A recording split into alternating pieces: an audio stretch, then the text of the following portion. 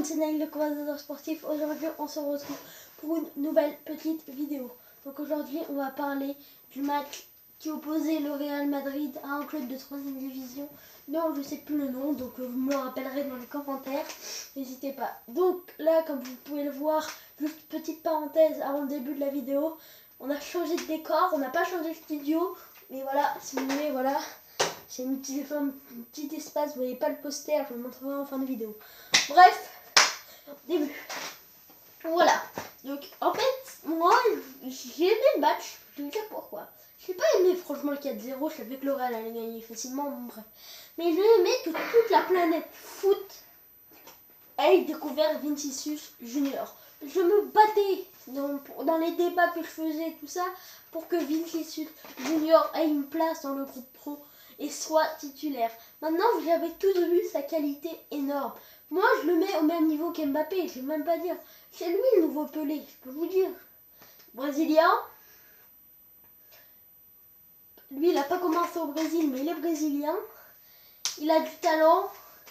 Il vient de loin. Et voilà la qualité. Maintenant, il porte les couleurs du Real Madrid. Merci Solari. Donc Solari, malheureusement, son intérim pourra durer que 14 jours. Non, on en a 12 jours. C'est vraiment dommage parce que lui, voilà, on voit qu'il essaie de créer une cohésion de groupe. Ce que Lopetegui, en fait, Zidane avait fait un travail sur 2 ans et demi, 3 ans pour faire une cohésion de groupe, pour que tout le monde soit soudé, pour que tout le monde soit solidaire. Et Lopetegui, en 3 mois ou 4 mois, il a tout pété. Alors voilà, il s'est amusé à nous inventer un style de jeu. Tout le monde derrière, on balance devant. Voilà, il a flingué le Real de Madrid, j'ai pas peur de le dire. Maintenant, il va falloir se relever. Mais je pense que Solari, voilà, pendant qu'il est là, il va faire du bien. Dommage qu'il n'y ait pas de gros match avec lui, mais voilà, on voit qu'il a déjà fait du bien. Il a remis en confiance ses attaquants. Sans qu'en un jour, voilà, il sait ce que c'est d'être en crise au Real. Lui, c'est un ancien du Real, donc je peux vous dire que la pression, tout ça, il connaît. Donc, voilà. Donc voilà, je peux vous dire que voilà, ça se voit qui c'est le successeur pour moi de Zidane. Enfin, pour moi, un entraîneur, c'est le successeur de Zidane au Real de Madrid. Dommage qu'il n'ait pas, voilà, qu'ils ne peuvent plus rester plus longtemps parce que pour moi, dans la logique, voilà, Zidane avait quitté la Castilla, il l'avait donné à Solari.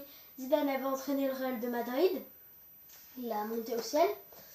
Ensuite, qu'est-ce qui s'est passé? Bon, ensuite, Solari a pris la Castilla et pour moi, ça aurait été une suite logique que quand le départ de Zidane, Solari le prenne directement. On a allé chercher Julen Lopetegui, très bien. On l'a empêché de faire une Coupe du Monde, très bien. Merci le président. Donc moi, le président du Real, Florentino Pérez, je pense que voilà, il ferait mieux de prendre sa retraite. Il en a fait tellement pour le club que voilà, il est plus trop lucide sur ses choix. Je ne critique pas son âge, mais voilà, il est plus trop lucide sur ses choix. Pour moi, est pas au niveau du Real de Madrid, voilà, enfin, voilà quoi. Il n'est plus au niveau du Real de Madrid. Et voilà, c'est triste à dire, mais voilà, Florentino Pérez, ta page elle est tournée maintenant, il faut savoir laisser la place. Je pense que comme président, on pourra avoir, réfléchir, mais voilà, comme président, un ancien joueur du Real, plus loin hein, que bien sûr. 2005, un joueur qui jouait dans les années 80-90. Donc voilà, qui a un peu l'expérience du football et qui pourrait revenir et voilà, avoir de l'argent aussi. Et voilà. Donc voilà, c'était pour vous dire un peu voilà le point de vue sur ce match. Après aussi, j'ai vu le match du Barça. Et voilà, je l'ai trouvé plus poussif que celui du Real. Je n'ai gagné que 1-0. Vraiment, gros coup de chapeau à l'équipe de 3e division.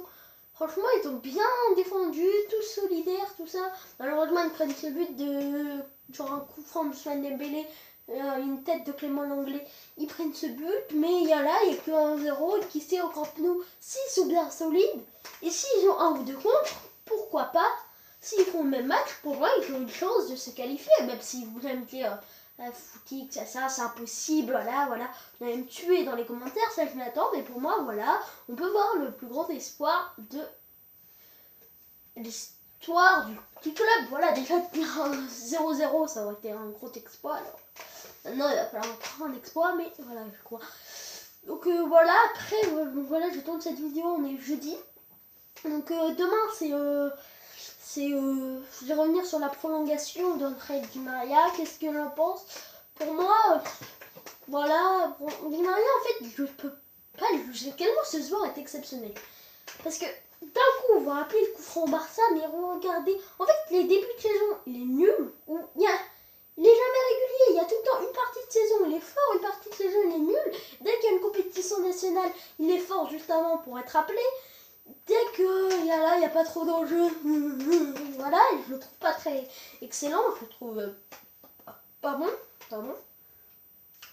Donc voilà, donc Paris-Lille, donc c'est demain sur Canal Plus Sport.